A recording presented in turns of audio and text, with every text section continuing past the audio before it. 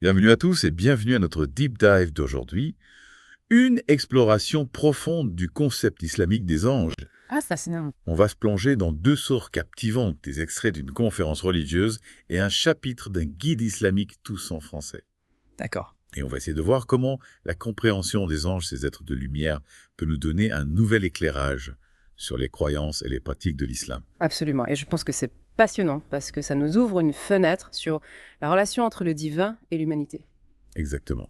Alors, pour commencer, j'aimerais qu'on se penche sur la nature, même des anges. Ce qui ressort des deux sources, c'est que les anges sont des créatures vraiment honorées, supérieures aux humains et aux djinns. Oui, c'est exact. Et cette supériorité, elle est soulignée par leur composition même.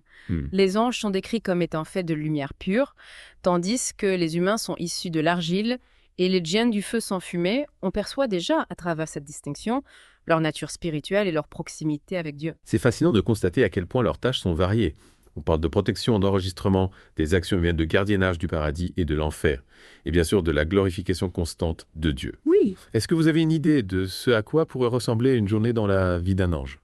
Ah, c'est une question intéressante. Euh, D'après les sources, on peut imaginer une existence entièrement dédiée au service de Dieu, rythmée par l'accomplissement de ses commandements. Imaginez certains anges veillent sur chaque être humain, se relayant même aux prières de l'aube et du crépuscule d'autres. Au nombre de 70 000, chaque jour visitent la Kaaba céleste sans jamais y retourner. C'est une image incroyablement poétique qui nous transporte dans un monde invisible, mais pourtant si présent. Mais comment savoir si ces anges existent vraiment? Comment être sûr qu'il ne s'agit pas juste de mythes ou de légendes? C'est une question légitime. Et nos sources abordent justement ce sujet en présentant deux types de preuves. La révélation divine appelée nakiya en arabe et le raisonnement logique ou atiya. D'accord, pouvez-vous nous expliquer la différence entre ces deux approches? Bien sûr, la révélation divine, c'est ce que Dieu nous a transmis à travers les textes sacrés comme le Coran et les paroles du prophète Mahomet et Hadith. Ces textes mentionnent les anges à de nombreuses reprises, que ce soit pour décrire leurs actions, leurs fonctions ou pour rapporter des événements où ils ont joué un rôle clé. Par exemple, dans le Coran, on trouve un verset qui dit « Quiconque est ennemi d'Allah de ses anges de porte ». Ces messagers de Gabriel et de Michel. On comprend tout de suite l'importance accordée aux anges dans la foi islamique. Exactement. Et au-delà des textes, on retrouve des récits transmis de génération en génération, comme l'histoire de la bataille de Badr, où de nombreux compagnons du prophète sallallahu ont témoigné avoir vu l'ange Gabriel. Ces témoignages, ajoutés à la foi inébranlable de millions de croyants à travers l'histoire, constituent des arguments puissants en faveur de l'existence des anges. Et qu'en est-il du raisonnement logique? Comment peut-on prouver l'existence des anges sans s'appuyer sur la foi? C'est là qu'intervient l'observation du monde, qui nous entoure nos sources, nous invite à réfléchir si l'on ne voit pas les anges. Cela signifie-t-il pour autant qu'ils n'existent pas? Prenons l'exemple des microbes. On ne les voyait pas avant l'invention du microscope, mais cela ne veut pas dire qu'ils n'étaient pas là. C'est une analogie très parlante. On pourrait dire que notre incapacité à percevoir les anges ne remet pas forcément en cause leur existence. Tout à fait d'ailleurs, nos sources affirment que l'on peut observer les effets des anges dans notre quotidien. La révélation divine elle-même, la mort qui survient au moment précis décrété par Dieu, la protection inexpliquée que l'on ressent parfois dans des situations dangereuses, tous ces phénomènes pourraient être des manifestations subtiles de la présence et de l'action des anges. Alors si je comprends bien, la croyance aux anges s'appuie à la fois sur la foi et sur la raison. Il ne s'agit pas d'un dogme aveugle, mais d'une conviction qui peut être étayée par des arguments logiques et des observations du monde réel. C'est une excellente synthèse. On perçoit déjà la richesse et la complexité de cette notion d'ange dans l'islam. Effectivement, d'ailleurs, en parlant de complexité, j'ai été frappé par la multitude de tâches attribuées aux anges. On a mentionné la protection, l'enregistrement des actions, la glorification de Dieu, mais est-ce qu'on peut aller plus loin? Est-ce que chaque ange a une fonction bien précise? Absolument. Il existe une véritable hiérarchie angélique avec des anges qui ont des missions spécifiques. On a déjà parlé de Gabriel, l'ange de la révélation, mais il y a aussi Michael, l'ange chargé de la pluie et de la nourriture, Raphaël, l'ange de la guérison, Israfil, celui qui soufflera dans la trompette pour annoncer le jour du jugement dernier. Et chacun de ces anges occupe une place essentielle dans le plan divin. C'est comme une immense organisation céleste où chaque élément a son rôle à jouer pour assurer l'harmonie du cosmos. C'est une belle image. Et d'ailleurs, en parlant de l'organisation du cosmos, je trouve fascinant que les sources mentionnent que les anges sont constamment en mouvement, en action. Ils ne connaissent ni le repos ni l'ennui, leur existence est entièrement vouée au service de Dieu. C'est vrai, on a évoqué les 70 000 anges qui visitent la Kaaba céleste chaque jour, mais il y a aussi cette image des anges qui se relaient pour prier avec les croyants qui veillent sur eux jour et nuit. On se sent entouré, accompagné par cette présence invisible mais bienveillante. Et c'est là qu'on touche du doigt une autre dimension fascinante de la croyance aux anges, leur impact sur notre vie quotidienne. Même si on ne les voit pas, ils sont présents, ils nous observent, ils enregistrent nos actions. Cela soulève une question importante. Si les anges nous regardent constamment, comment cela influence-t-il nos actions? Est-ce que la conscience de leur présence nous incite à être plus vertueux, plus responsables de nos actes? C'est une question fondamentale à laquelle nous tenterons de répondre à la suite de notre exploration. Avant de poursuivre notre plongée, j'aimerais savoir ce qui vous a le plus marqué jusqu'ici. Qu'est-ce qui vous a surpris, interpellé ou peut-être même ému dans ce que nous avons découvert sur les anges? Pour ma part, c'est cette image des anges se relayant pour prier avec les croyants qui m'a particulièrement touchée. C'est une vision tellement poétique qui nous invite à ressentir la présence divine à nos côtés, même dans les moments les plus intimes de notre prière. Et vous, qu'est-ce qui a retenu votre attention? Ce qui me fascine, c'est la manière dont les sources combinent la révélation divine et le raisonnement logique pour étayer la croyance aux anges. On nous invite à ne pas accepter les choses aveuglément, mais à les comprendre, à les analyser, à les mettre en perspective avec notre propre expérience du monde. C'est une approche qui encourage la réflexion et l'ouverture d'esprit. Et c'est ce qui rend cette exploration des anges d'autant plus passionnante. Absolument. Et pour nos auditeurs, n'hésitez pas à partager avec nous ce qui vous a marqué jusqu'ici. Est-ce la beauté de l'imagerie, la puissance des arguments ou peut-être une question qui a germé dans votre esprit? On se retrouve très vite pour la suite de notre plongée au cœur du monde fascinant des anges. Reprenons le fil de notre exploration. On a vu ensemble la nature des anges, leur composition, leurs multiples fonctions et les preuves qui appuient leur existence à la fois par la révélation divine et par le raisonnement logique. Exactement, on a découvert un univers invisible, mais incroyablement riche, peuplé d'êtres de lumière qui nous entourent et nous accompagnent dans notre existence. Justement, parlons de cet accompagnement. J'aimerais qu'on se penche sur le rôle spécifique des anges dans la vie des musulmans. Avec plaisir, on a déjà évoqué leurs nombreuses tâches, mais j'imagine que leur influence s'étend bien au-delà de ces fonctions. Absolument. Prenons l'exemple de la prière, un pilier fondamental de l'islam. Savez-vous que selon la tradition islamique, les anges se joignent aux croyants pendant leur prière? Vraiment, c'est une idée qui me touche beaucoup. Racontez-moi comment cela se passe. Imaginez chaque fois qu'un musulman se prosterne pour prier, des anges l'entourent et glorifient Dieu à ses côtés.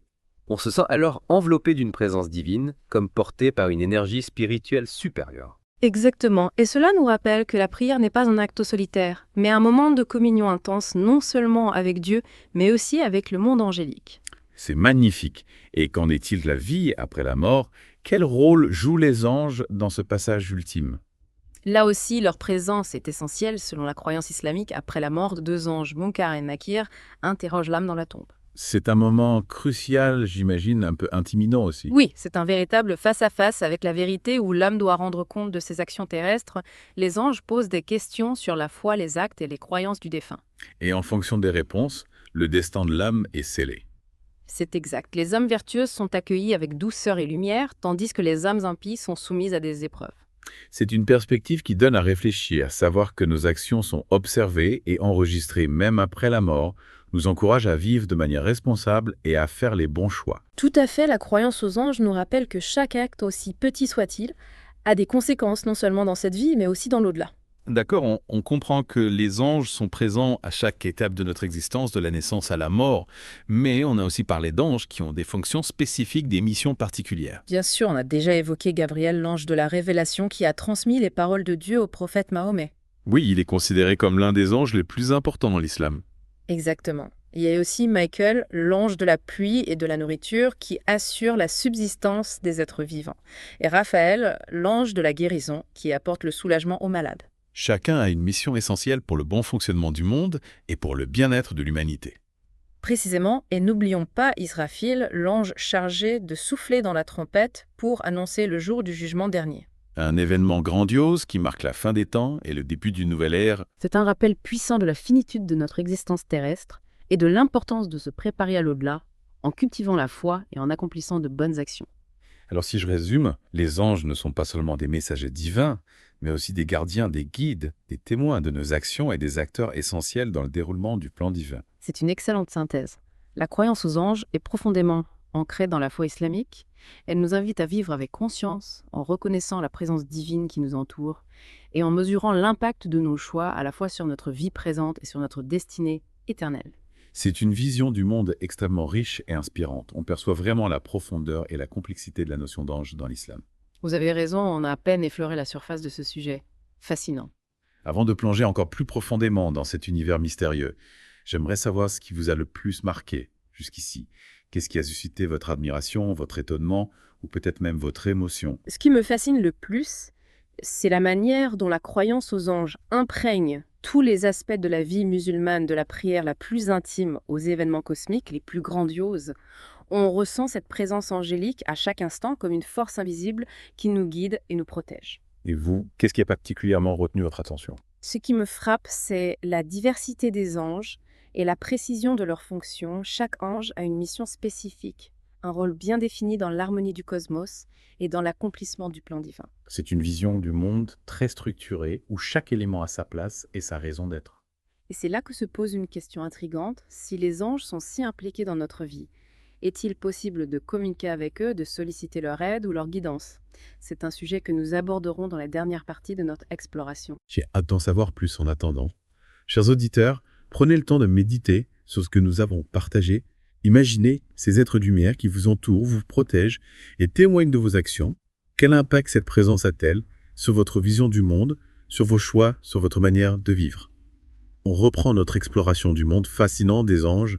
On a parlé de leur nature, de leur rôle et de leur importance dans la vie et la mort. Oui. Mais il reste une question qui nous intrigue. Est-il possible de communiquer avec cet être de lumière? À la grande question, c'est un sujet délicat et qui suscite beaucoup de débats, mais comme toujours, on va s'appuyer sur nos sources pour éclairer notre réflexion. Bien sûr, c'est la base de notre deep dive. Qu'est-ce que nos sources nous disent sur cette possibilité de communiquer avec les anges? Eh bien, il est intéressant de noter que nos sources ne mentionnent pas de méthode spécifique pour entrer en contact direct avec les anges. Ce qui ne veut pas dire que c'est impossible. Exactement. L'absence de preuve n'est pas la preuve de l'absence. Mais il faut rester prudent et éviter de tomber dans le piège des superstitions et des fausses promesses. N'oublions pas que l'islam met l'accent sur une relation directe avec Dieu sans intermédiaire. C'est vrai, mais d'un autre côté, on a vu que les anges sont ces messagers, ces intermédiaires, dans un sens. Oui, mais leur rôle est précis, défini par Dieu. Il ne s'agit pas de les invoquer à notre guise ou de chercher à les manipuler. Ils agissent selon la volonté divine, pas selon nos désirs. Donc pas de numéro vert pour appeler l'ange Gabriel et lui demander conseil. Non, pas vraiment. Mais cela ne signifie pas que nous sommes coupés du monde angélique. N'oublions pas qu'ils sont présents autour de nous, qu'ils veillent sur nous en permanence. Oui, c'est vrai. Et d'ailleurs, on pourrait se demander si certaines expériences que l'on vit ne seraient pas des manifestations subtiles de leur présence, de leur action. Tout à fait. Avez-vous déjà ressenti, par exemple, un sentiment de paix intense pendant votre prière? Oui. Une intuition forte qui vous a guidé dans un moment crucial? Ah oui, absolument. Ou encore un signe d'espoir inattendu dans une période difficile? Oui, ce sont des moments précieux où on se sent accompagné, soutenu par une force invisible. On pourrait interpréter ces expériences comme des signes de la présence des anges, comme des messages qu'ils nous envoient pour nous guider, nous réconforter ou nous rappeler la proximité de Dieu. C'est une perspective très réconfortante. Mais il est important, comme vous l'avez dit, de ne pas attribuer aux anges un pouvoir indépendant de Dieu. Exactement. Ils ne sont que des instruments de sa volonté, des serviteurs dévoués qui exécutent ses commandements. Tout pouvoir, toute grâce provient de Dieu et les anges sont là pour nous le rappeler.